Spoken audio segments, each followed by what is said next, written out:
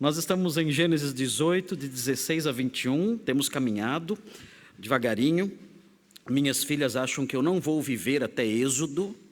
Elas disseram hoje no almoço que acham que eu não chego em Êxodo, que eu disse que eu queria pregar até o Pentateuco inteiro, mas elas acreditam que vai ser difícil chegar no Êxodo. Mas acho que eu chego sim no Êxodo, não falta tanto assim, né? Estou no capítulo 18 de Gênesis e temos caminhado aí lentamente, mas temos aprendido bastante também.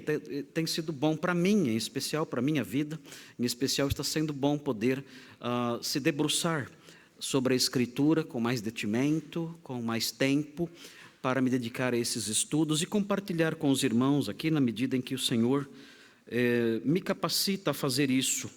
E é bom ver a palavra de Deus, as verdades que emanam dela, as lições tão preciosas que estão embutidas nela e que saltam dela com bastante naturalidade, sem que nós tenhamos que fazer ela dizer coisas que ela não diz, mas deixando que ela fale por si mesma e assim vá nos ensinando, vá nos apontando direções, maneiras de pensar, maneiras de viver também. Tem sido maravilhoso poder caminhar assim.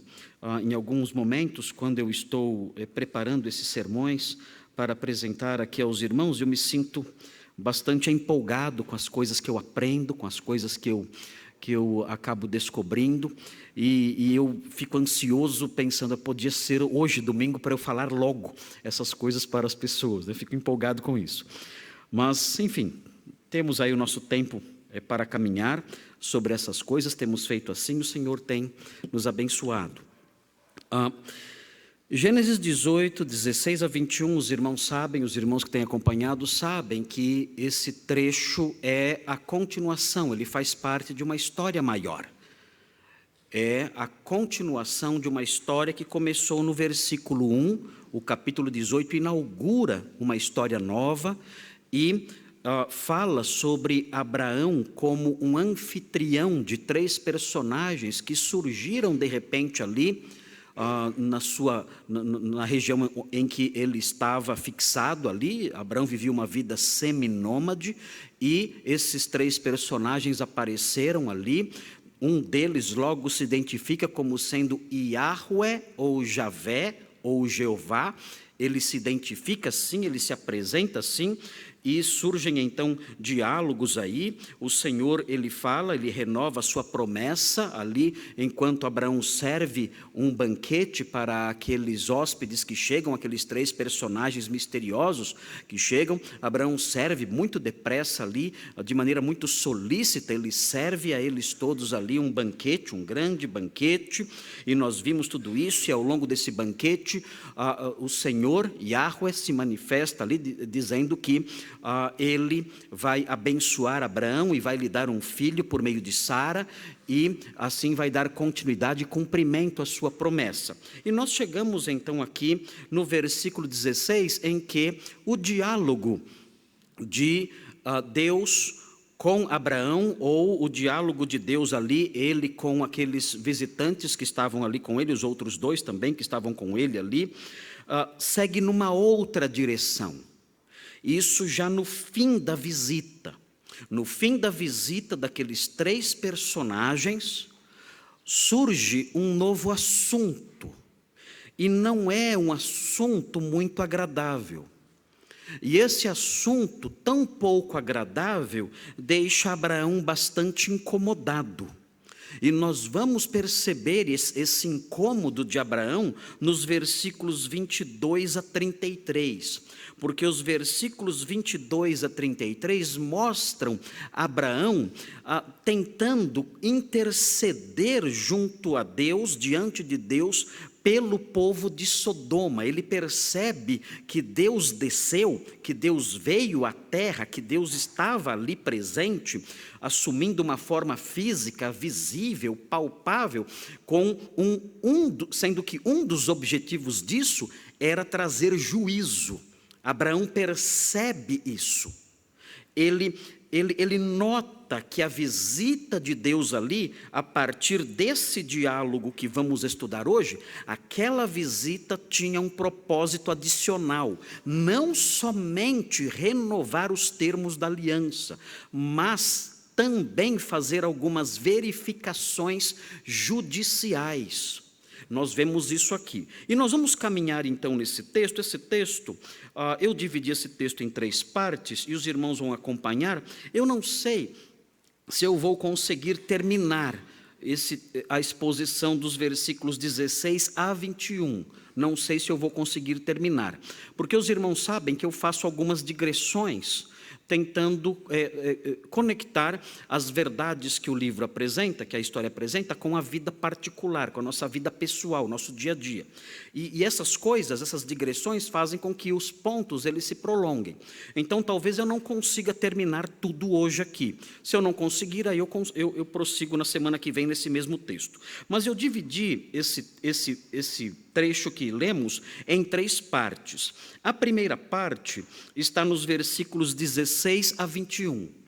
E esse trechinho, 16 a 21, trata de um privilégio. O texto fala de um privilégio que foi dado a Abraão. E nós vamos conhecer esse privilégio.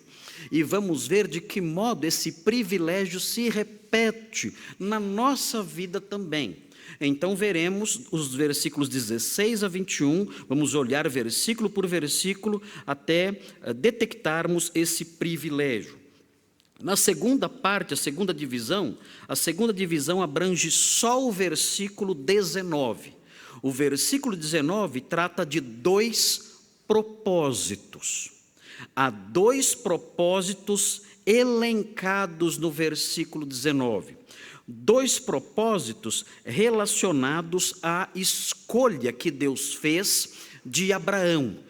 Deus escolheu Abraão com 2 propósitos, e nós percebemos isso no versículo 19.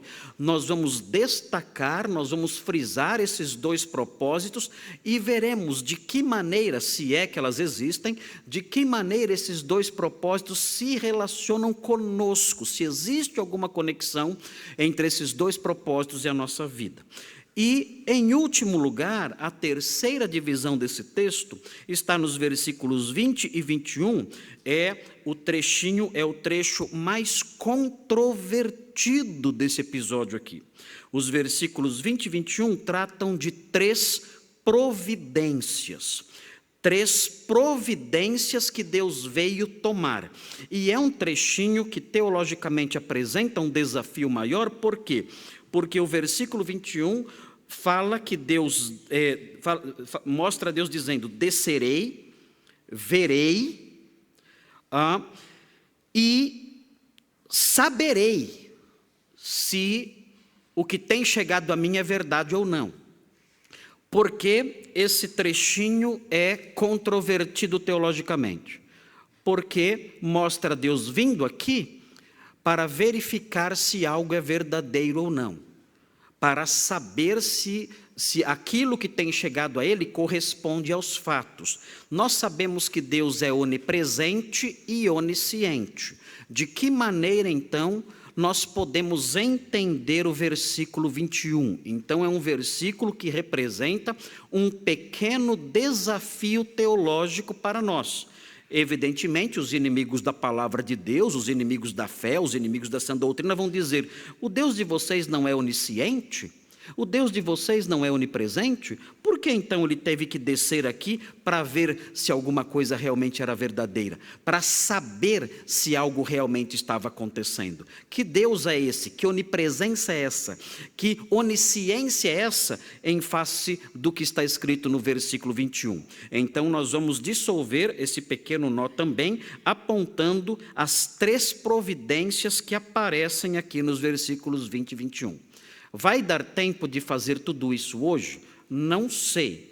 Hoje vai até meia-noite. Talvez dê tempo, né? Mas eu não quero segurar vocês aqui até meia-noite. Então, talvez eu tenha que terminar na semana que vem. Mas vamos caminhar para ver até onde nós conseguimos chegar. Vocês viram, eu falei para vocês, que a primeira divisão desse texto trata de um privilégio.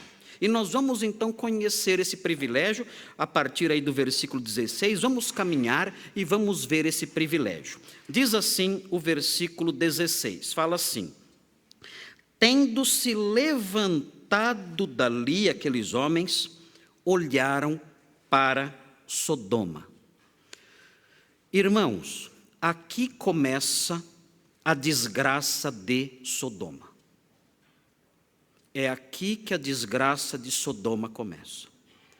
Sodoma não estava ainda sendo destruída, não estava chovendo fogo e enxofre do céu, nada disso. Os homens de Sodoma nem sabiam o que estava acontecendo, mas aqui começa a desgraça de Sodoma. Antes, Deus tivesse permanecido sentado na mesa, ali com Abrão e os anjos. Antes, Deus não tivesse se levantado, mas permanecido ali sentado. Mas o versículo 16 mostra uma cena dramática. É uma cena dramática o que vemos aqui. O escritor da história faz com que nós focalizemos os nossos olhos naqueles homens. Eles dramaticamente se levantam depois do jantar, e eles voltam seus olhos para Sodoma. Começou a desgraça de Sodoma. O texto mostra essa atenção especial deles rumo a essa cidade terrível. Deus olha para Sodoma, e o seu objetivo é se dirigir para lá, para trazer juízo, castigo e destruição. Quando nós vemos esse objetivo do escritor da passagem, quando nós vemos ele selecionando esses detalhes, são detalhes da narrativa. Ele poderia não colocar esses detalhes, os homens se levantando do seu almoço ali, do seu banquete, os homens voltando o seu rosto para Sodoma, são pequenos detalhes ali daquela história. São detalhes corriqueiros, mas ele ressalta esses detalhes corriqueiros porque ele quer mostrar já essa disposição desses homens, em especial Javé, conforme nós veremos nos versículos 22 a 33, a disposição de punir aquelas cidades.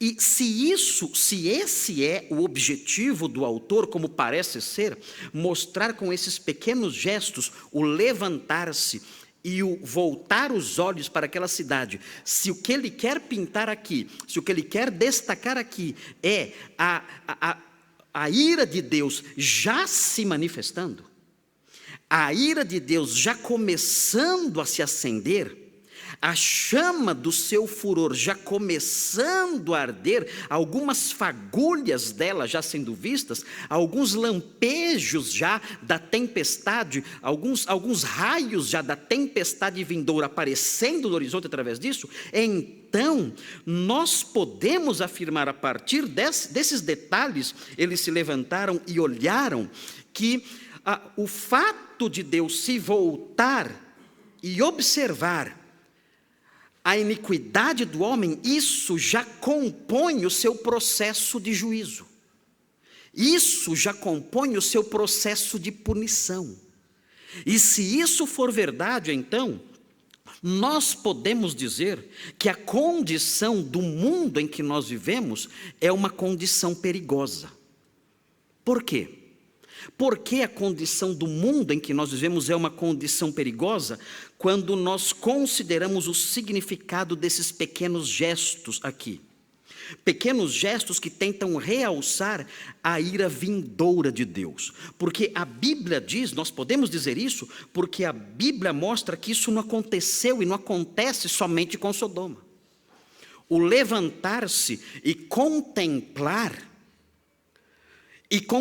os maus não é algo que Deus faz ou que Deus fez somente com Sodoma.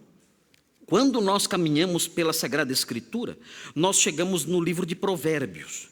Veja o que diz o livro de Provérbios. E esse livro mostra no capítulo 15, Provérbios 15, esse livro mostra, Provérbios, no capítulo 15, no versículo 3, mostra algumas palavras que são palavras ameaçadoras. São palavras que devem despertar nas pessoas preocupação. Veja o que diz o texto em Provérbios 15, 3. Fala assim: os olhos do Senhor estão em Sodoma apenas? Não. O texto diz: os olhos do Senhor estão em todo lugar. Isso inclui a sua casa. Isso inclui o seu trabalho. Isso inclui a sua escola. Isso inclui os caminhos por onde você anda. Isso inclui a nossa igreja, este lugar. Os olhos do Senhor estão em todo lugar. Ele se levanta e volta os seus olhos e vira o seu rosto e volta o seu rosto para o mundo, de tal maneira que nada escapa do seu olhar investigativo, do seu olhar perscrutador. Nós temos que começar a resgatar esses conceitos básicos da divindade. Nós, do meio evangélico, fomos soterrados com tantas bobagens, tantos entulhos, tanto lixo foi despejado na nossa cabeça, diante dos nossos olhos, soterrando verdades elementares, que nós esquecemos de noções básicas da fé cristã. Nós esquecemos que o nosso Deus é um Deus que volta os seus olhos para a humanidade. E os seus olhos estão em todo lugar. Não há um centímetro sequer deste mundo e deste universo completo que não esteja debaixo da sua constante vigilância. Agora, notem bem, o versículo 3 prossegue. O versículo 3 prossegue e mostra quais são os objetos especiais da sua atenção. Os seus olhos estão em todo lugar, mas ele não está apenas contemplando a natureza. Ele não está apenas contemplando o movimento das nuvens ou dos astros, não. Ainda que ele sustente todas essas coisas, ainda que ele seja o Deus sustentador, aquele que ampara e sustenta tudo, o texto prossegue dizendo que ele tem um alvo específico do seu olhar. O texto diz: os olhos do Senhor estão em todo lugar, e aí vem um verbo, contemplando, ou seja, note bem, atenção para esse verbo. Esse verbo indica um olhar fixo, atento. Ele tem o seu olhar fixado em quem? O texto diz: contemplando os maus e os bons. Contemplando, preste atenção em mim, deixa a porta lá, essa porta hoje está bem agitada, né? Vou repreender essa porta, né? Então, é assim que faz no meio evangélico, repreende a porta, repreende a janela, né? Estou brincando, não vou repreender não, é brincadeira.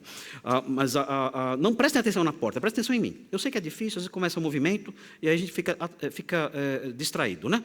Mas não deixem esses detalhezinhos atrapalharem. Às vezes a pessoa tem que sair, é necessário, tem o departamento infantil funcionando aqui atrás. Há crianças pequenas lá que requerem, às vezes, a saída de alguém. Então não tem jeito, a pessoa tem que ir lá, não tem como. Mas então não deixem que isso atrapalhe a nossa atenção aqui, tá bom? Então notem, aqui o texto está dizendo que o Senhor contempla os maus e os bons, ou seja, o seu olhar tem um alvo específico. Ele observa atentamente, é um olhar que se fixa nos maus e nos bons, o tempo todo, a cada instante, cada segundo, cada minuto, Deus está olhando para você sem parar. Sem parar. Quando Ele olha para a humanidade, Ele não vê uma massa de seres humanos. Não é assim. Ele vê você. E ele olha fixamente para você. Cada gesto seu, cada movimento dos seus olhos, cada passo que você dá, cada movimento da sua cabeça, ele vê tudo. E ele permanece dia e noite, o tempo todo, continuamente, com os olhos fixos em você. Pastor, que medo. Sim. Quando nós conhecemos a Deus, isso gera um temor reverencial. Esse é o objetivo de uma passagem como essa. Essa passagem não foi escrita para nos trazer aquelas noções de autoajuda. Não. Nós precisamos disso. Nós precisamos disso porque o Senhor nos conhece, Ele sabe que precisamos disso. Nós precisamos dessas noções para que nós vivamos com temor e tremor. Nós precisamos dessas noções para que nós andemos em retidão em todo o tempo. Não somente quando alguém está olhando para nós, alguma outra pessoa está olhando para nós. Nós temos que andar retamente em todo o tempo, em cada instante, mesmo quando estamos sozinhos, porque nós nunca estamos sozinhos.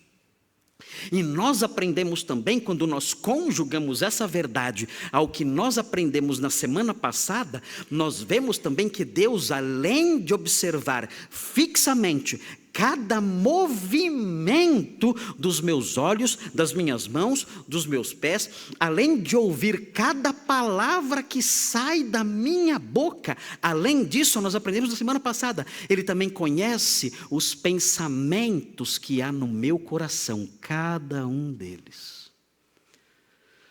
Esse é o nosso Deus. É esse. Não é o Deus que inventaram por aí e andam dizendo que faz isso ou faz aquilo, com bobagens que emanam da cabeça de pessoas perversas, não. O nosso Deus é um Deus assim. Ele está olhando para cada um de nós, os maus e os bons, vendo cada gesto seu. Quando você acorda pela manhã, Ele vê você colocar o chinelinho no pé. Ele vê você caminhar para a cozinha, para tomar o seu café. Ele percebe a direção para a qual você volta o seu olhar. Ele percebe os movimentos da sua mão, das suas mãos. Ele conhece os caminhos que você trilha, as palavras que você diz. Ele vê tudo e vê tudo fixamente. Ele não tira os olhos de você, nem um segundo sequer. E isso promove em nós temor e tremor. O Senhor vê. Ele é o Deus que vê, aprendemos em Gênesis. Ele é o Deus que vê, que me conhece. Ele conhece o meu assentar e o meu levantar, o meu deitar e o meu levantar, o meu entrar e o meu sair. Cada um dos meus caminhos Ele conhece. E isso engendra em nós temor e tremor. E esse é o objetivo desses textos. Nós vemos então aqui, nós vemos em Gênesis 18, 16, nós vemos que o Senhor se levantou e olhou para Sodoma. Nós vamos, na sequência do texto, nós vamos aprender que o seu olhar era um olhar visando em breve despejar o seu furor. Nós chegaremos em breve num momento, no capítulo 19, em que toda a fúria do Senhor vai ser despejada sobre Sodoma e Gomorra. Nós chegaremos nesse ponto, é uma história muito conhecida, os irmãos conhecerão melhor essa história, chegaremos lá, mas aqui já começa o horizonte a se fechar. As nuvens negras no horizonte já estão se fechando. Deus se levantou. Deus desceu, veio aqui, e Ele agora se levanta depois do banquete. E Ele olha para Sodoma. É um momento terrível. Começou a queda de Sodoma. Deus se levanta. Sodoma começa a cair. Mas vejam a sequência. Observem o versículo 16, acompanhem. E Abraão ia com eles para os encaminhar. Por que o autor bíblico coloca isso aqui? São detalhes, né? Tão, como diz o poeta Roberto Carlos, né? São detalhes tão pequenos, né? Não é assim que fala a música? Né? Júlio, você gosta do Roberto Carlos? Não, não gosta. Não? Mas são detalhes tão pequenos. Por que ele mostra isso? Porque já vimos porque ele destaca o fato de Deus se levantar e olhar. Agora, ele destaca mais um detalhezinho simples. Ele mostra aqui que Abraão ia com eles para os encaminhar. O que ele está fazendo aqui? Abraão está acompanhando os seus hóspedes. Por que ele faz isso? Ele faz isso e o autor bíblico destaca isso porque ele quer mostrar uma outra qualidade de Abraão. Ele já mostrou bastante essa qualidade nos versículos anteriores. Aqui ele continua mostrando essa qualidade. É Abraão como o grande anfitrião. Abraão é alguém que exercita a hospitalidade. Agora que os seus hóspedes vão sair, ele os acompanha. Como nós fazemos? Quando alguém vai à nossa casa. Quando alguém vai à nossa casa, o que nós fazemos? Nós acompanhamos a pessoa na saída, não é assim que fazemos? Aqueles que moram em prédios, em condomínios, acompanham o visitante até o elevador. Alguns até descem com o elevador e vão até o estacionamento. Ou aqueles que moram em casas, eles acompanham os seus hóspedes até o portão e ficam ali esperando a pessoa sair para dar tchau. Dar tchau.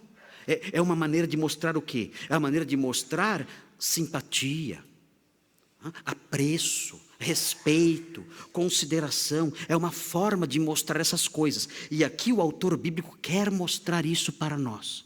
Quer mostrar que Abraão era um homem, era um guerreiro.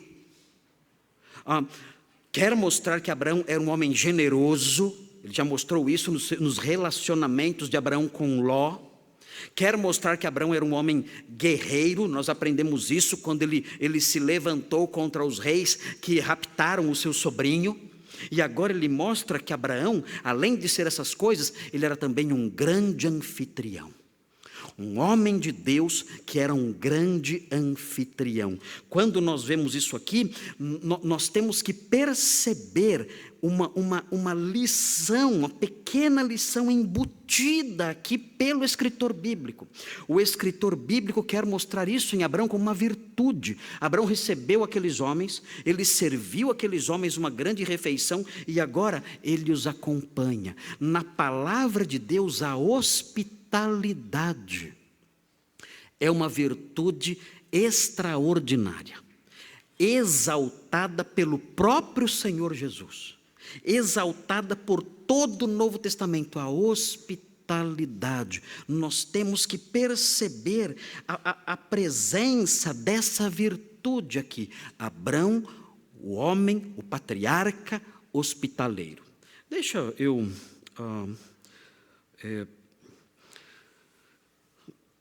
fazer uma digressão aqui.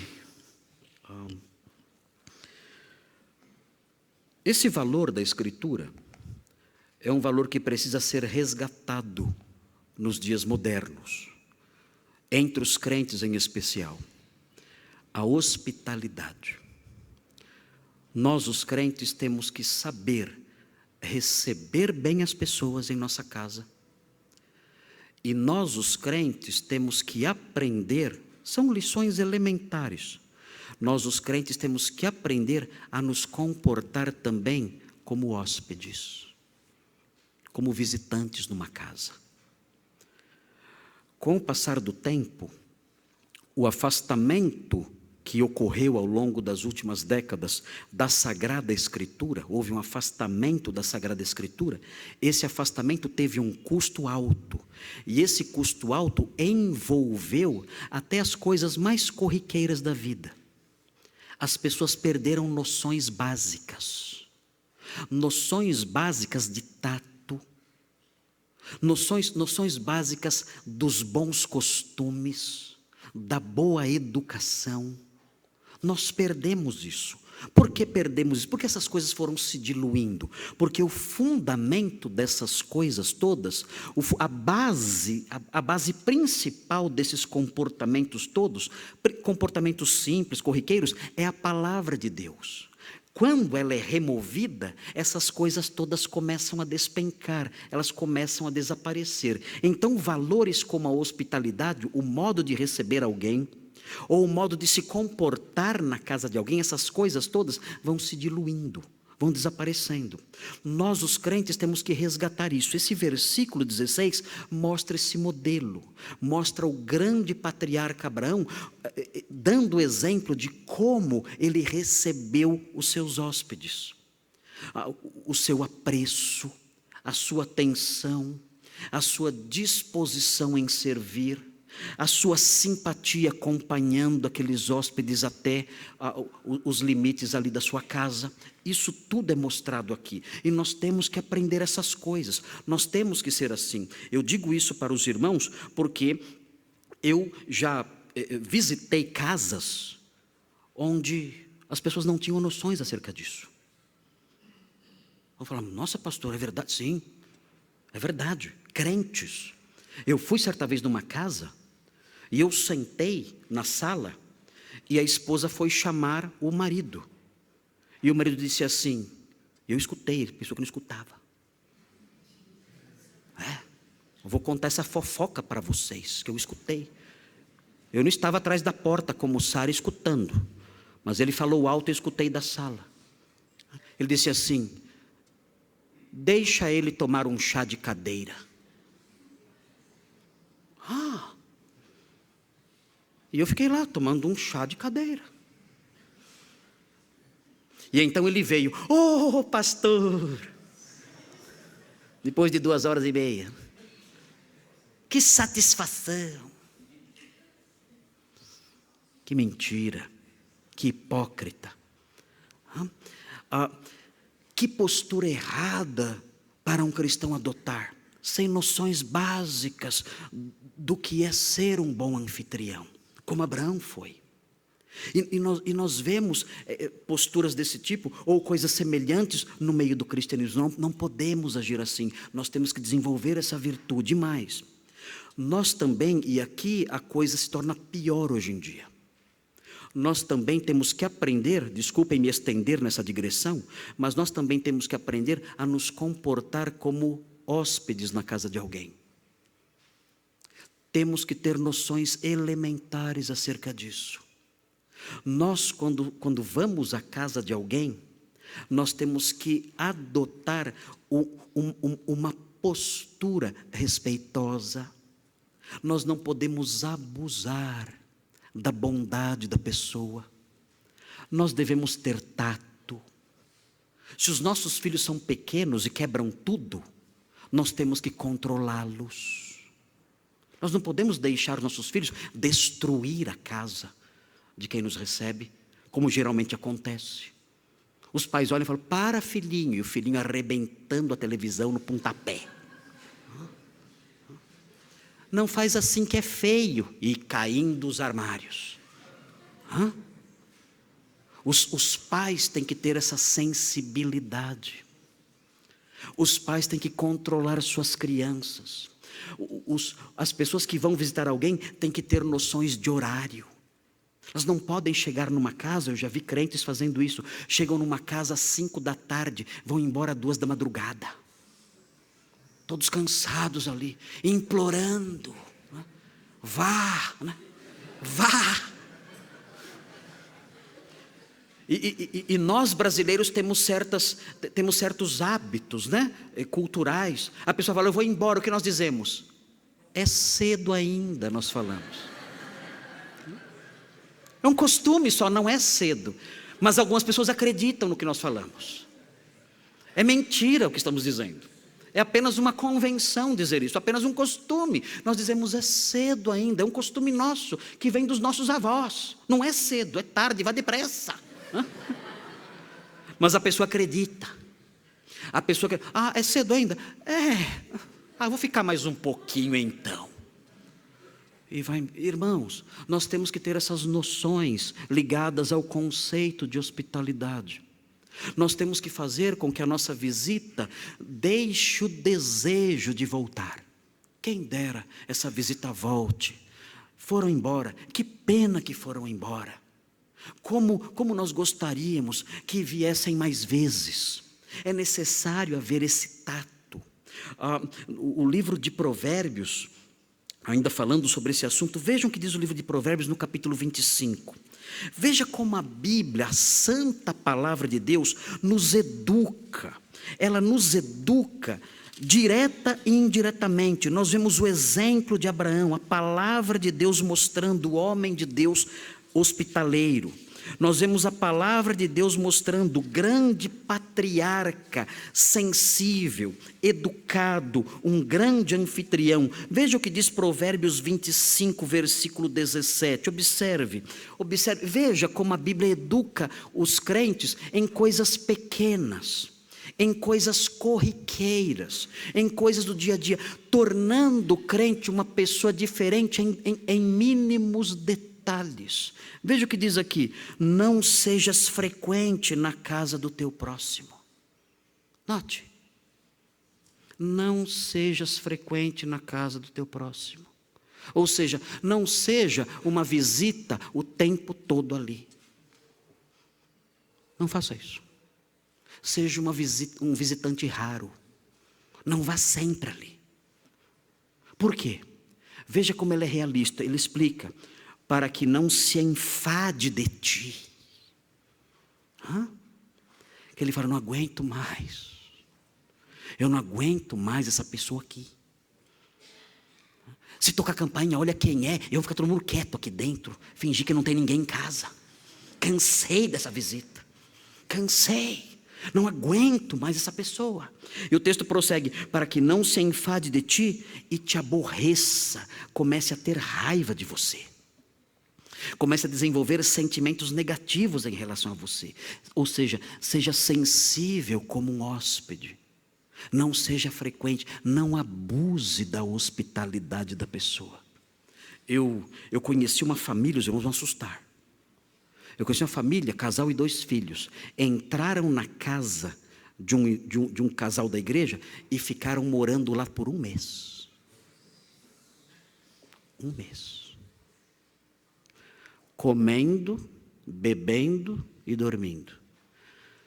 E o que mais me surpreendeu, depois disso, tudo em nome da irmandade cristã. E o que mais me surpreendeu depois disso foi saber que eles nunca compraram um saco de feijão. Nunca. Nunca. Tudo em nome da hospitalidade. E ficaram ali. Soube de uma pessoa que ficou hospedada por semanas na casa de um irmão. Sabe o que ela fazia? Ele comprava os seus alimentos e escondia em seu quarto. Mas ele participava dos alimentos da casa. Mas o que era dele, ele não partilhava com ninguém. Era a seguinte filosofia: o que é meu, o que é seu, é nosso. Esse era o hóspede. Tudo isso é antibíblico. Tudo isso reflete uma mentalidade que a palavra de Deus reprova. Nós temos que aprender a sermos sensíveis àquilo que a Bíblia ensina sobre hospitalidade. Temos que aprender com Abraão, como o anfitrião por excelência, mostrando ali consideração, apreço, cuidado, proteção, respeito, simpatia. E como hóspedes temos que agir da mesma forma. Nós temos que nos reeducar, irmãos. Temos que nos reeducar em coisas pequenas. Temos que ter essas sensibilidades todas. Nós somos o povo de Deus. O nosso modo de falar tem que ser diferente. Nós não podemos usar palavras feias, palavras sujas, palavrões muito menos. Não podemos usar essas coisas. As nossas brincadeiras não podem ter duplo sentido, apelações, jocosidades que geram ideias ideias imorais, ideias sujas. Não podemos brincar assim. O modo como os homens tratam as mulheres e as moças deve ser um modo honroso, respeitoso, longe de brincadeiras de duplo sentido, longe de certas liberdades. Eles devem agir respeitosamente, adotando uma espécie de liturgia no trato com as senhoras e com as moças. As senhoras e as moças, da mesma forma, devem tratar os homens seguindo essa mesma liturgia, como rainhas, como princesas, adotando uma postura respeitosa, séria, bonita, decente, digna. É assim que temos que ser.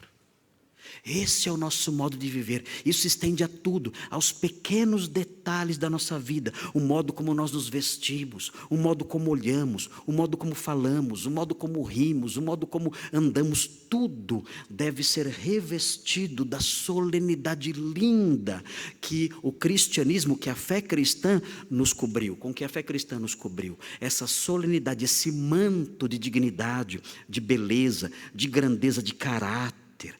Sermos de fato colunas da virtude nesse mundo que está desabando, nesse mundo em que vemos velhos se comportando como animais, em que vemos jovens se comportando como selvagens, em que vemos casais brigando como bichos, em que vemos filhos ofendendo seus pais, ofendendo os mais velhos, e pais ofendendo seus filhos.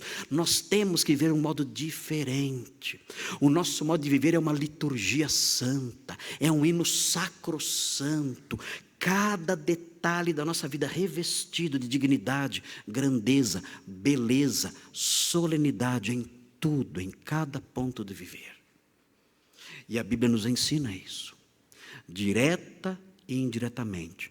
Nós somos o povo de Deus, nós somos reis e sacerdotes, somos a nação santa, somos a raça eleita.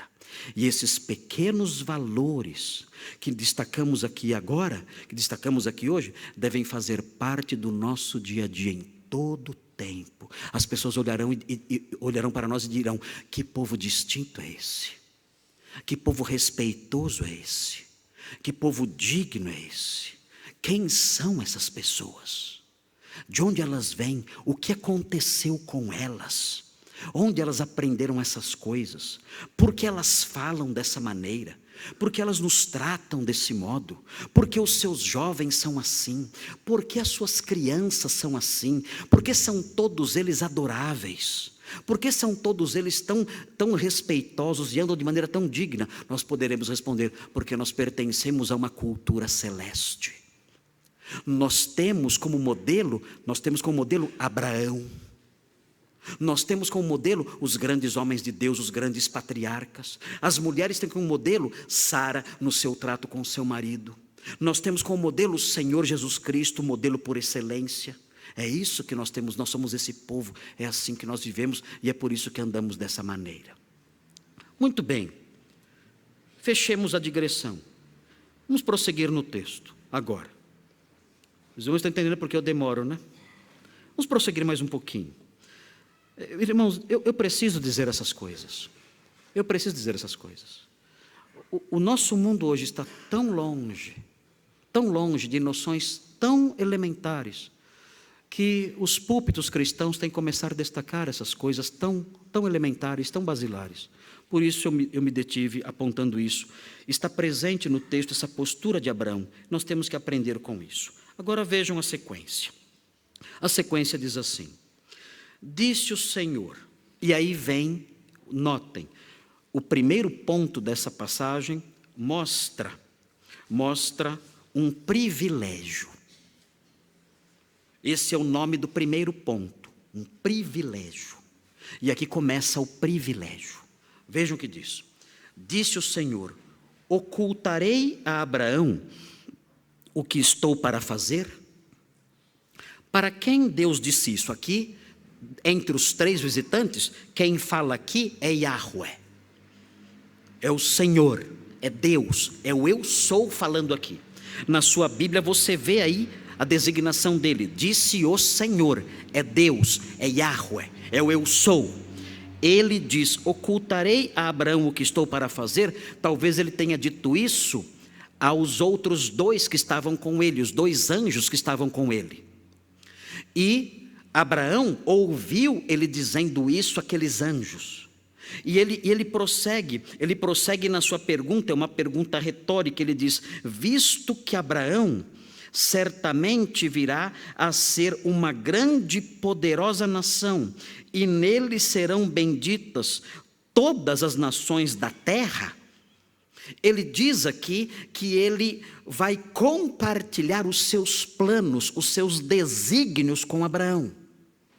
Ou seja, Deus vai agir como amigo íntimo dele. Deus vai tratar Abraão como um amigo próximo. E é aqui que está o privilégio. A quem nós contamos os nossos planos? A quem nós contamos os nossos segredos? Quem nós escolhemos para fazer isso? São os nossos amigos, as pessoas mais próximas de nós. É assim que funciona no nosso dia a dia. Quando nós temos um plano solene, um plano grandioso, e nós queremos compartilhar isso com alguém, quem nós escolhemos? Escolhemos um amigo próximo, e esse amigo próximo se sente extremamente honrado quando alguém se aproxima de mim e diz para mim: pastor Marcos, eu vou lhe contar algo, eu vou lhe dizer algo acerca do que eu pretendo fazer, ou alguma outra coisa, algum segredo dele, e ele vai revelar o coração para mim. Isso me deixa bastante honrado, eu me sinto muito honrado com isso. É um grande privilégio para mim, porque eu percebo que a pessoa me considera bastante, me tem na conta de um dos seus melhores amigos, me tem na conta de alguém confiável. É um grande privilégio para mim. Eu fico até sensibilizado algumas vezes e digo para a pessoa: olha, eu me sinto muito sensibilizado. É a palavra que eu uso muito, eu gosto dessa palavra.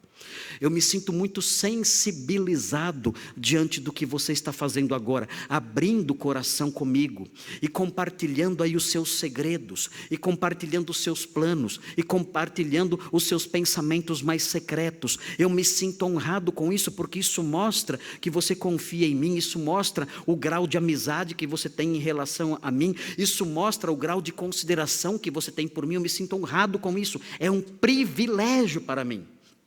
O que nós vemos aqui é isso. Nós vemos aqui Deus dizendo: eu vou contar um plano, um segredo a Abraão. Se os irmãos olharem depois em casa, segundo Crônicas 20, versículo 7, esse texto, segundo Crônicas 20, versículo 7, nesse texto, nesse trecho, Abraão é chamado de o amigo de Deus. E aqui nós vemos um sinal disso. Abraão, o amigo de Deus. Deus vai contar um segredo para Abraão. Abraão é o amigo dele. E por que Abraão é o amigo dele? O texto aqui diz, prestem atenção nesse detalhe, ele diz: Abraão vai saber o meu segredo. Por quê? Porque Abraão é um componente do meu plano de redenção, ele diz. Ele diz: ele virá a ser uma grande e poderosa nação. E isso de fato aconteceu. Nós aprendemos que Abraão gerou Isaque, filho de Sara com Abraão. Isaque gerou Jacó. Jacó gerou os 12 patriarcas. E assim eles se tornaram uma grande nação, uma numerosa nação. Nós vemos isso no livro do Êxodo. Nós aprendemos no Êxodo que o povo de Israel se multiplicou de tal maneira na terra de Gósen, no Egito, que Faraó se preocupou, pensando: essa nação, se levantar e se unir aos nossos inimigos, nós não poderemos resistir, porque são muito numerosos. Eles se tornaram de fato uma grande nação. E notem, o texto também diz: neles serão benditas todas as nações da terra. Aqui Deus está falando acerca do modo como ele usaria Abraão para abençoar todos os povos. Ele diz: Abraão é especial para mim. Abraão é meu amigo.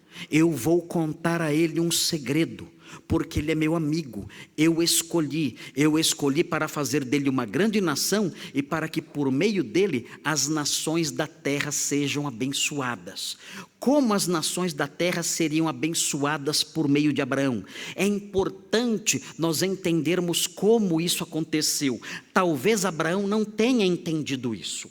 Talvez Abraão não tivesse recebido informações ou revelações suficientes para compreender de que modo todo o mundo seria abençoado por meio dele. Mas quando nós caminhamos pelo Novo Testamento e nós chegamos na carta aos Gálatas, veja na sua Bíblia, a carta aos Gálatas, essa carta mostra como isso aconteceu. Veja na carta aos Gálatas, e já voltaremos para o privilégio de Abraão. Veja a carta aos Gálatas, Gálatas 3, é um texto muito lindo esse texto. É um dos meus textos preferidos e talvez você queira grifar na sua Bíblia. Gálatas 3, 13 e 14, prestem atenção. Deus disse, olha, eu não vou esconder o meu propósito de Abraão, eu vou compartilhar com ele o meu plano que eu tenho guardado até agora, o meu plano secreto, eu vou compartilhar com ele. Por quê? Porque ele vai ser uma grande nação e porque todas as nações da terra serão abençoadas por meio dele. Como? Como isso aconteceria? Nós aprendemos como isso aconteceria na carta aos Gálatas. Veja Gálatas 3,13, observe, Gálatas 3,13, diz assim, Cristo nos resgatou da maldição da lei. Como assim? A lei dizia o seguinte, quem não obedecer todos esses preceitos é maldito. Quem não obedecer todos os preceitos da lei é maldito. Pergunta: algum ser humano obedeceu todos os preceitos da lei? Você já amou a Deus de todo o seu coração, com toda a sua alma, com todas as suas forças? Você já desobedeceu pai e mãe alguma vez na vida? Não? Nós vemos que guardar todos os preceitos da lei é simplesmente impossível. Logo, todos são malditos. Terrível isso. Maldito todo aquele que não perseverar em cada um desses mandamentos para os cumprir. Maldito seja todo aquele que desobedecer um desses mandamentos. Consequentemente, todos somos malditos, ou éramos malditos, porque o texto diz, Cristo nos resgatou da maldição da lei. Como? Como eu fui liberto da maldição da lei? Sendo desobediente, não cumprindo a lei, como eu pude ser liberto disso? É simples, o texto explica. O texto diz que Cristo nos resgatou da maldição da lei, fazendo-se Ele próprio maldição em nosso lugar. Ele disse, eles são malditos, eu sou bendito, mas eu vou sofrer a punição dos malditos. Naqueles dias, nos dias da lei mosaica, os malditos que quebravam a lei eram apedrejados. E os seus corpos eram pendurados numa árvore. E eles ficavam ali até o final do dia. Então na lei estava escrito, maldito todo aquele que for pendurado no madeiro. Quem for pendurado numa árvore, no tronco de uma árvore, é maldito. É maldito porque desobedeceu a lei. O apóstolo Paulo diz que Cristo se fez maldição em nosso lugar. Ele foi pendurado no madeiro. A cruz era o madeiro da maldição. Era o tronco dos malditos. Era a árvore reservada para os malditos. Ele, sem ser maldito, sendo bendito, ocupou o nosso lugar sendo pendurado na árvore dos malditos. Ele sofreu as consequências da nossa maldição, sendo ele bendito. Eu era maldito, maldito. Eu tinha que ser pendurado num madeiro. A lei dizia isso. Os malditos devem ser mortos e pendurados num madeiro. Eu era maldito. Eu tinha que ser pendurado no madeiro. Eu. Aquela cruz era minha. Aquele tronco era meu. Aquela árvore era minha. Era o meu lugar. Era o nosso lugar. Mas ele foi pendurado naquele madeiro, em meu lugar. E sendo bendito, ocupou o lugar dos malditos. Foi assim que ele nos substituiu. Foi assim que ele sofreu a nossa pena. Foi assim que ele ocupou o nosso lugar de maldição. Agora, quando nós cremos nele, essa substituição que ele realizou nos beneficia. Como eu posso me beneficiar dessa santa substituição? Crendo nele. Quando eu creio nele, eu recebo como meu Salvador. Quando eu faço isso, quando eu clamo, Senhor, salva-me, eu creio no Senhor, o Senhor morreu em meu lugar. Aquela árvore, o madeiro era meu, mas o Senhor ocupou o meu lugar ali, como se fosse maldito em meu lugar. Eu creio no Senhor. Quando isso acontece, a substituição dele é aplicada a mim. Ele me livra da maldição. O texto diz que Cristo nos resgatou, nos livrou da maldição, fazendo-se Ele próprio maldição em nosso lugar, porque está escrito: maldito todo aquele que for pendurado em madeiro. Ele foi o maldito. Agora notem a sequência do versículo. Fala assim, fala que Ele morreu assim, que Ele morreu na cruz do Calvário, que Ele foi pendurado no madeiro. Para quê? Versículo 14. Para que a bênção de Abraão. A bênção de Abraão? Que bênção de Abraão? Em ti serão abençoadas todas as famílias da terra. Notem, ele morreu na cruz para que a bênção de Abraão chegasse a todas as famílias da terra, aos gentios. Ele morreu no madeiro para que a bênção de Abraão chegasse aos gentios, a todas as famílias da terra, em Jesus Cristo, a fim de que recebêssemos pela fé o Espírito prometido. Como todas as famílias da terra foram abençoadas por meio de Abraão. O descendente de Abraão foi pendurado num madeiro, ocupando o lugar de maldito em nosso lugar. Deus então, em Gênesis 18, diz: eu não vou esconder o meu plano de Abraão, porque Abraão é o meu amigo. Abraão é meu amigo, eu tenho um propósito para ele. Eu vou usá-lo. Eu vou usar Abraão para abençoar todas as famílias da terra. Um dia, um descendente de Abraão ocupará o lugar dos malditos num madeiro. E quem crer nele se livrará da maldição e desfrutará dessa bênção que eu prometi a Abraão. Bem, o fato é que esses dois versículos destacam esse privilégio. Deus revelando algo dele ao seu amigo. Isso é muito bonito. Eu quero ser o amigo de Deus. Você não quer? Quer ser amigo de Deus? Quer ser um Abraãozinho? Quer ser alguém? Você quer ser alguém a quem Deus se manifesta de modo especial?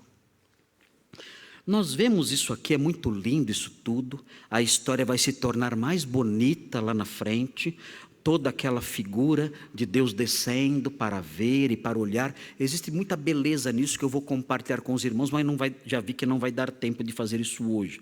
Mas existe muita beleza nos versículos 20 e 21, a linguagem que é usada.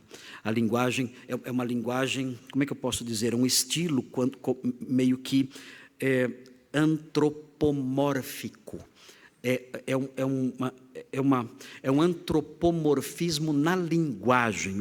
Depois eu vou mostrar isso para os irmãos quando chegar na hora de explicar os versículos 20 e 21. A história fica mais bonita, o modo como ela é composta, o modo como ela é integrada, o estilo literário. Esse escritor eu fico bobo com esse escritor aqui. Ele é muito hábil, ele é muito bom, Eu queria ser um escritor como ele. Eu fico pensando como ele consegue criar essas coisas, descrever dessas coisas. Ele cria imagens na nossa mente e noções na nossa mente maravilhosas. Ele consegue fazer isso. Eu queria ser assim, eu queria ser desse jeito, um escritor assim, desse jeito. Mas eu quero mostrar isso para os irmãos na medida que eu for apresentando o texto. Agora, eu quero apontar a beleza do fato de ser amigo de Deus. Por quê? Porque se aqui em Gênesis, no comecinho da revelação bíblica, nós encontramos esse estreitamento, Abraão, o amigo de Deus. Eu não vou ocultar os meus segredos a Abraão. Quando nós seguimos no estudo bíblico, quando nós prosseguimos na análise da palavra de Deus, nós vemos que isso se abre um pouco mais. Que Deus, Ele pode ser amigo de mais gente. Deus pode ser amigo de mais gente. E isso me anima. Isso me anima. Porque eu confesso a vocês, eu já orei várias vezes dizendo: Senhor, eu quero ser seu amigo. Eu não quero ser só seu servo. Eu quero ser seu amigo. Eu sei que eu sou filho adotivo de Deus. Deus me adotou, eu sou filho dele em Jesus. Mas eu quero ser o filho amigo. É possível um filho não ser amigo. É triste isso, mas pode acontecer de um filho não ser amigo. Eu quero ser o filho amigo. Eu quero que Deus me conte seus segredos. Eu quero que Ele se aproxime de mim e fale comigo. Eu quero que Ele se assente à minha mesa. Eu quero cear com Ele também. Eu quero. Já explicamos aqui nos sermões passados como nós podemos abrir a porta e cear com Deus. Eu quero fazer isso e quero também ser seu confidente, seu amigo. E me anima a saber, quando prosseguimos na leitura bíblica, me anima a saber que isso é possível. Vejam o que diz o livro dos Salmos, Salmo 25, é muito bonito isso. É muito lindo, isso nos anima, queridos. Veja se isso não deve ser um dos propósitos da sua vida. Veja o Salmo 25, Salmo 25, 14. Veja o que diz. Salmo 25, 14. Olhem esse versículo, grifem esse versículo. Você quer ser amigo de Deus? Quer cear com Ele? Quer ouvir a sua voz e o seu ensino? Veja o que diz: a intimidade do Senhor é para os que o temem. Lembra o que eu falei no começo? Os olhos do Senhor estão em todo lugar. Que medo. Ok, amém, ótimo. Porque esse é o primeiro passo para você se tornar amigo dEle. É curioso isso. Mas eu não tenho medo dos meus amigos. Mas com Deus funciona o contrário. Aqueles que o temem, Ele se torna amigo, se torna íntimo. Quem o teme cresce na intimidade com Ele. No mundo espiritual as coisas funcionam meio que ao contrário. Se eu temo alguém, eu me afasto, não é assim? Se eu temo alguém, eu me afasto. Se eu tenho uma visão muito grande de alguém, um temor reverencial em relação a alguém, eu me afasto. No mundo espiritual é diferente. Quando eu temo ao Senhor, Ele se aproxima mais e se transforma em meu amigo. Agora notem bem como ele revela, como Ele mostra a sua intimidade, como Ele expressa a sua intimidade em relação àqueles que o temem. Vejam o que diz: aos quais Ele dará a conhecer a sua aliança. O que significa isso? As alianças de Deus têm prescrições, têm determinações justas, aponta caminhos verdadeiros, justos e santos. Ele está dizendo: olha, se alguém temer ao Senhor, vai se tornar o amigo dEle, e Ele vai se aproximar dessa pessoa, e vai ser o mestre delas, vai ser um conselheiro particular. Vai ser um conselheiro individual, explicando o quê? Ensinando aquela pessoa os seus caminhos. Essa pessoa não vai ter um conhecimento meramente cerebral. Essa pessoa não vai ter um conhecimento meramente teórico. Essa pessoa não vai ter um conhecimento meramente de decorar e recitar com a boca. Não. O Senhor vai se aproximar dessa pessoa que o teme. E vai ser o seu conselheiro individual, e vai tomar essa pessoa pela mão, e vai fazer com que ela conheça os preceitos da sua aliança, e vai ajudá-la a conhecer e a viver esses preceitos. O Senhor não será o mestre que escreve na lousa, não. Ele vai se aproximar dessa pessoa, e vai pegar na mão dela, e vai ajudá-la a escrever. Era assim que os professores faziam quando eu era criança. Havia os professores que escreviam na lousa, e você tentava ali escrever, não conseguia. Eu sempre tive dificuldade, porque o modo como eu escrevo é diferente, eu escrevo assim. Já viram eu escrevendo? Eu escrevo assim. Nunca consegui escrever assim. Eu só tem 2 pessoas no mundo que escrevem como eu. Só eu e uma médica de Atibaia. Eu vi ela escrevendo uma vez a receita e falei, você escreve como eu? Ela falou, você também? Nós, os únicos no mundo que escrevem assim. Pensam que eu sou até canhoto, que eu escrevo assim. A minha professora, no seu cuidado especial comigo, ela chegava para mim, quando eu era criança, e ela pegava na minha mão. A dona Olinda, a professora Olinda. Ela pegava na minha mão. E ela então me ajudava a escrever. E eu então aprendendo a escrever. Depois que ela ia embora eu voltava de novo a fazer isso. Tinha jeito. Mas o que nós vemos aqui, e nunca aprendi, não teve jeito, mesmo com todo o cuidado da professora Olinda. Mas o que nós vemos aqui é isso. É o Senhor dizendo, eu serei o mestre pessoal, o seu mestre pessoal, o seu conselheiro, o professor que pega na sua mão. E eu vou ensinar a você os meus caminhos. Eu vou segurar nos seus bracinhos, ajudando você a andar.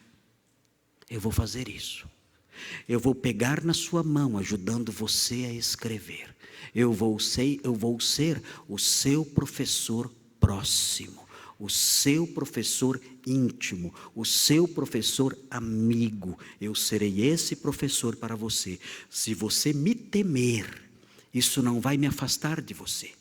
Se você tiver o temor do meu nome, isso não vai fazer com que fiquemos longe. Não vai ser assim. Se você for alguém que teme a mim, eu vou me aproximar e eu compartilharei com você os caminhos da minha aliança. Eu vou ajudar você a andar. Eu serei o seu professor particular. Não somente Abraão, mas você também. Eu vou abrir o meu livro e vou ensinar você pessoalmente. Não vai ser só um conjunto de palavras. Não vai ser só um conhecimento livresco, mental. Não, eu ensinarei você a caminhar. E há uma palavra também maravilhosa aos que não conhecem o Senhor. Os que temem ao Senhor somos nós, os crentes, que depositaram no Senhor sua confiança. Mas há uma palavra também para aqueles que ainda não fizeram isso. E essa palavra está em João 14, eu vou terminar com isso. E aí eu termino o primeiro ponto, na semana que vem nós prosseguimos. João 14. Vejam o que diz João 14. E com isso eu vou concluir aqui. Abraão, o amigo de Deus. Nós podemos ser amigos também. Os que temem ao Senhor podem ser seus amigos. E aqui também em João 14, Jesus fala como alguém que não é amigo, que não é crente, pode se tornar amigo. E pode receber esse privilégio.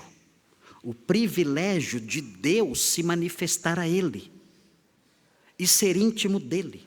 Veja, João 14, versículo 21. Veja o que diz: aquele que tem os meus mandamentos e os guarda, esse é o que me ama. Notem bem, na literatura de João, se os irmãos olharem depois, não dá tempo de ver agora, se os irmãos olharem 1 João 3, 23 e 24, vejam depois em suas casas, 1 João 3, 23 e 24, os irmãos olhando lá descobrirão quais são os mandamentos de Jesus. São 2, crer nele e amar os irmãos. São os 2 mandamentos de Jesus, crer nele e uma consequência disso, amar os irmãos. Há pessoas que dizem que podem ser crentes sem sequer ter contato com os irmãos. Isso não existe na Bíblia. Os mandamentos de Jesus são crer nele e amar os irmãos. E então ele prossegue aqui no versículo 21. Vejam o que ele diz: aquele que tem os meus mandamentos e os guarda, esse é o que me ama. E aquele que me ama será amado por meu Pai. E eu também o amarei e me manifestarei a ele.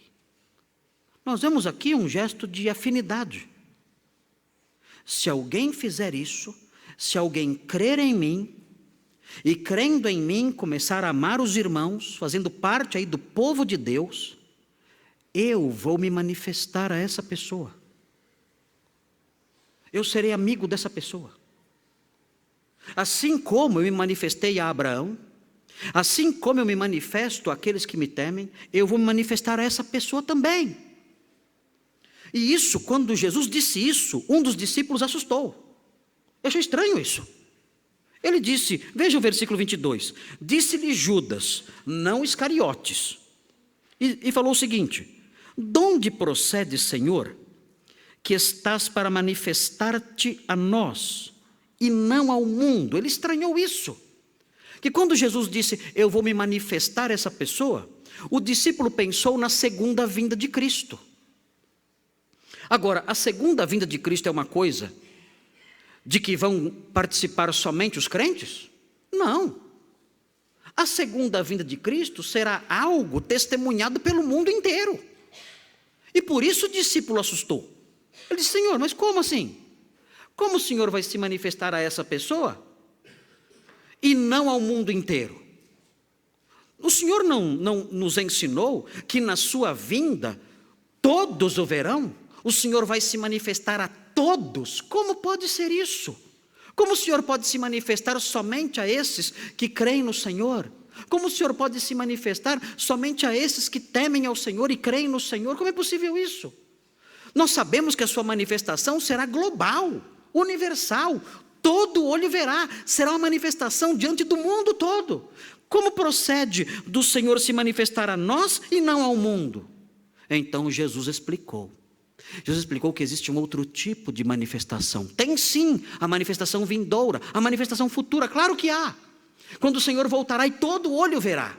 Mas ele explica um outro tipo de manifestação. Ele diz no versículo 23, respondeu-lhe Jesus, se alguém me ama, guardará a minha palavra, crerá em mim e amará os irmãos, e meu Pai o amará. E vejam como ele vai se manifestar. E viremos para ele, e faremos nele morada. Eu vou morar nessa pessoa. Se alguém crer em mim, eu vou morar nessa pessoa. Eu vou me manifestar especificamente a ela, como eu vou morar nela. É curioso isso, porque Jesus disse assim no comecinho do capítulo 14, na casa de meu Pai há muitas moradas. Eu vou preparar-vos lugar, vocês vão morar comigo. Ele tinha dito isso. Agora ele diz outra coisa. Ele diz, eu tenho uma surpresa para vocês. Vocês vão morar comigo, mas antes eu vou morar em vocês. É assim que eu vou me manifestar de modo específico a quem me ama. Vocês vão morar comigo? Sim, vão. Eu vou preparar um lugar para vocês comigo, vocês vão morar comigo, mas antes de vocês morarem comigo lá, eu morarei em vocês, aqui. Quanto aos incrédulos, não morarão comigo lá, e eu não morarei neles, aqui. Quanto aos incrédulos lá, encontrarão o vazio e a escuridão, lá e aqui. Não saberão o que é morar comigo, não saberão o que é eu morar neles. Mas se alguém me amar e crer em mim, e depositar em mim a sua confiança e for transformado, e fazer parte do meu povo, amando os irmãos, eu prepararei um lugar lá, e antes de morar com ele lá, morarei nele, aqui. Será meu amigo, eu serei o hóspede glorioso, santo, divino, no coração dessa pessoa.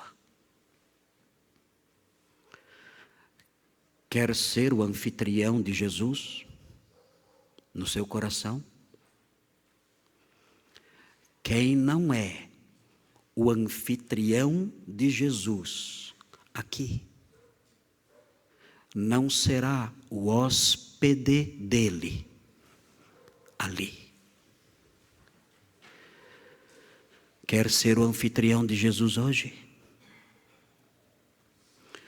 Se você é crente, você deve temê-lo, e ele vai se manifestar a você, e ele vai ensinar a você os preceitos da sua aliança, e vai ajudar você a andar. Se você não é crente, você deve dizer: Senhor, o que estou fazendo? Quanto tempo eu perdi, quanto tempo eu perdi. Porque a minha casa está vazia. Porque as luzes estão apagadas, porque ela está em ruínas aqui dentro, porque há escuridão aqui dentro. Por quê?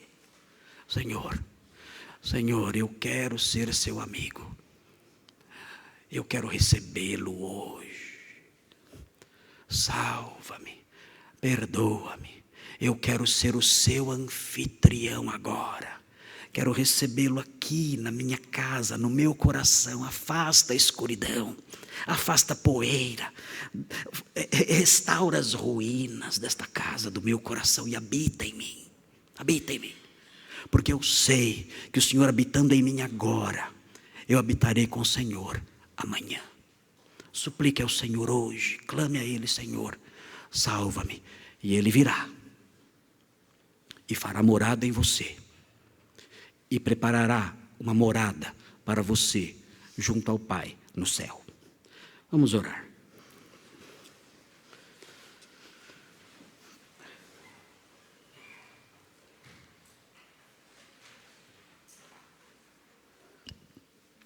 Senhor, obrigado 1 milhão de vezes. Ó Senhor, obrigado. Seríamos casas abandonadas. Seríamos choupanas em ruínas. Seríamos casas vazias. O Senhor viu todas as nossas rachaduras. O Senhor viu todos os nossos desabamentos. O Senhor viu toda a situação caótica da nossa casa interior. Mas um dia cremos no Senhor e o Senhor veio habitar em nós. E o Senhor nos encheu de paz e de luz e de verdade. O Senhor nos encheu de esperança e nos transformou. Somos casas ambulantes. Somos mansões da sua glória agora. Ó Senhor, o que mais daria significado à nossa vida? O que mais pode ser definido como felicidade, senão isso? Santo Pai, ajuda-nos a chutar longe de nós todo o lixo que nos cerca. todas as mentiras que tentam fazer com que nós engolamos, todas as práticas imundas daqueles que te odeiam. Ajuda-nos, afasta-nos disso tudo. E ajuda-nos para que vivamos como aquilo que somos, anfitriões do Senhor. Casas em que o Senhor habita, amigos do Senhor como Abraão, alunos próximos do grande mestre que nos toma pela mão. Ajuda-nos a caminhar assim. E pedimos por todos que não te conhecem, que o Senhor quebre a sua cerviz e os ajude a dobrar seus joelhos e clamar pelo seu nome e pedir por sua salvação e perdão, e assim serem habitados pelo seu Espírito e terem a esperança celeste. Ajuda cada um dos que estão aqui. Ajuda cada um que está em casa ouvindo agora. Ó Deus, estende seu braço de graça. Ajuda todos aqueles que ouvirão essa mensagem num dia futuro, pelos meios que temos. Estende o seu braço de graça e faça com que, por meio dessa mensagem linda e divina, muitos se tornem amigos do Senhor, como Abraão. Em nome de Jesus, amém.